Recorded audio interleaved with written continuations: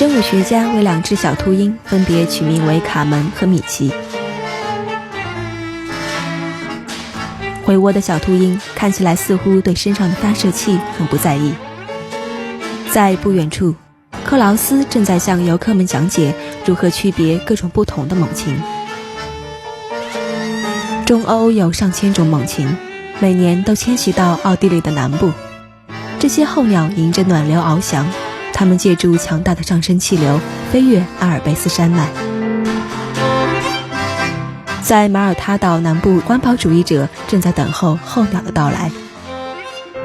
与此同时，手持猎枪的偷猎者也躲在那里等着候鸟飞来。在马耳他有32种候鸟是可以被捕猎的，但其他种类的候鸟都受到法律保护。一些猛禽在此前的傍晚飞到这里，如果被偷猎者发现，今天一大早它们就性命难保了。但鸟类保护者已经在这里监视着现场的动静。At the moment it's incredibly quiet, but if the birds are in doubt, they'll stay put. Either they've already left or they're waiting until... There's a bird right over the street.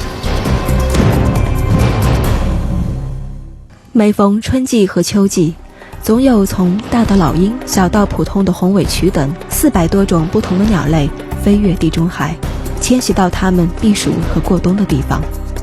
许多鸟类因为长途飞行，途经马耳他时就停下来休息，补给食物。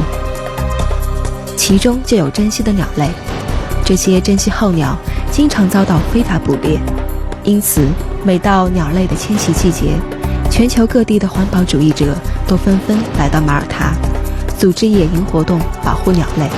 他们用摄影望远镜搜索偷猎者，通过这个方式，他们努力使候鸟避免遭到非法杀猎。